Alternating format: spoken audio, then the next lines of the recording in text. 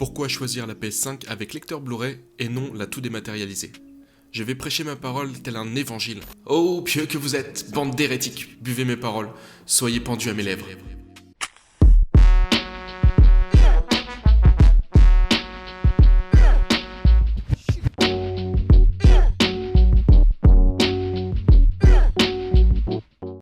La rétrocompatibilité.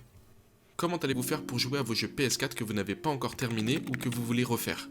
Et même, il y a un catalogue assez hallucinant que vous n'avez certainement pas eu le temps de parcourir. Et si vous vouliez les faire plus tard? L'argument commun, c'est bah, je garde ma PS4, wesh. Certes, pour l'exception, mais ça veut dire plus de place utilisée sur le meuble télé, donc de l'encombrement, de la poussière et aucun gain avec la potentielle revente de celle-ci. On peut miser dans les 200€, ça fait du bien dans un ménage normal. L'obsolescence à long terme. Qui dit dématérialisé, 10 serveurs pour contenir tous ces jeux. Ça paraît pratique de pas avoir à bouger son gros cul jusqu'à la console pour changer le jeu, mais dans 10 ou 15 ans ou plus, quand la console commencera à être limite du rétro gaming, et que peu de monde y jouera encore, à part les nostalgiques d'une certaine époque ou les plus pauvres de notre monde, et que les serveurs fermeront pour éviter leur entretien qui ne sera plus valable, eh bien, vous pourrez dire au revoir à votre console, qui ne servira plus à rien à part peut-être regarder Netflix et écouter Spotify, si ça existe toujours, et encore, naviguer dans les menus en voyant un petit cadenas sur vos jeux que vous chérissiez tant lors de votre enfance. Oh, God of War 5, Horizon 2 et Halo Infinite. Oh, tu te souviens d'Halo Infinite? Une belle merde, mais on s'est quand même bien amusé dessus. Bref, des centaines d'euros évanouis dans le confin d'internet. Bye les jeux. En gros, rien ne vous appartient plus. Vous achetez du vent. Pour info, la comparaison avec le PC n'est pas valable, car le PC évolue avec son temps et les plateformes sont continuellement mises à jour, tandis que les consoles périclitent. Comme la marque, dans l'histoire, d'un certain temps qui passe. Putain, c'est beau ça. Le stockage.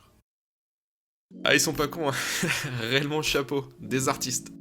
Ils vous mettent moins de capacité de stockage dans la PS5 que dans la PS4 Pro. Pff, bravo. 850 Go pour la PS5 et attention, sans l'OS, qui va prendre encore un peu de stockage final. Vous voyez où je veux en venir? Pour la modique somme de 143,99€ pour 500 Go, 256,99€ pour 1 Tera et 500 putain de 13,99€ pour 2 Tera. Vous pouvez donc ajouter un SSD à votre console. Ah oui, tout est prévu, l'emplacement, le montage simple et rapide de celui-ci. Mais à quelle heure ils vendent plus cher un simple SSD qu'une console entière? C'est à se demander de combien ils vendent à perte leur machine. Oui, car les consoles ne rapportent pas d'argent. Au contraire, elles en font perdre. Et ils se rattrapent avec le software, les jeux principalement. Donc on est en droit de se demander s'ils n'ont pas abaissé le stockage de la console pour pouvoir nous vendre dans un an une PS5 Pro de 1 ou 2 Tera pour 600€. Bref, une douille organisée. On va conclure ce chapitre en disant que les jeux qui prennent de plus en plus de place en dématérialisé, vous n'allez pas mettre plus de 6 à 8 jeux sur votre machine.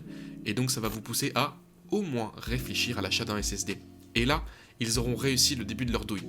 Et à terme, réussiront à nous vendre leur SSD à 500 balles. Respect frère. Prêt et revente, le marché de l'occasion. Un manque à gagner sur la revente des jeux. Dans notre société actuelle, il est possible d'avoir Day One les jeux à 50€. Et si vous ne prenez pas 3 ans à les finir ou à vous en lasser, il est possible d'en tirer encore 15 à 25€. Ce qui vous fait un jeu au final entre 25 et 35€. Bref, tout bénef. Pour le moment sur le store, ils vont vous mettre des super promos, des jeux pas trop chers pour appâter le consommateur, mais ça parle déjà d'augmenter le tarif des jeux, pour le moment, que sur certaines exclus à 80€.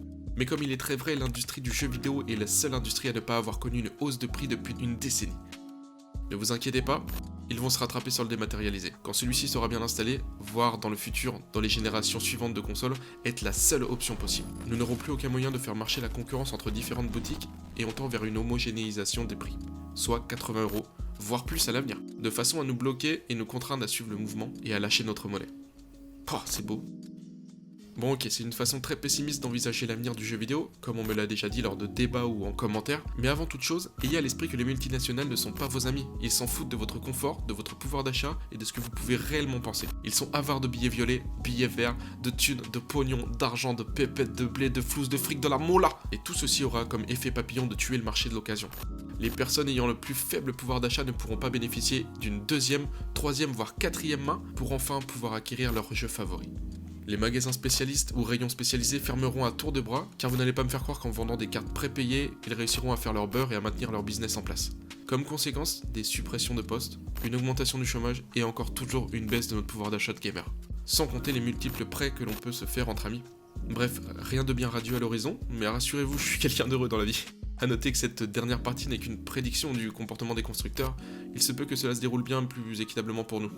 Si vous voulez discuter de cela et débattre en commentaire, il n'y a aucun souci, mais sachez que je suis quelqu'un d'obstiné et faut de réels arguments pour me faire changer d'avis. Mais s'ils sont viables, j'accepterai tout à fait votre point de vue. Pour finir, sachez que je ne suis pas voyant, mais plutôt clairvoyant.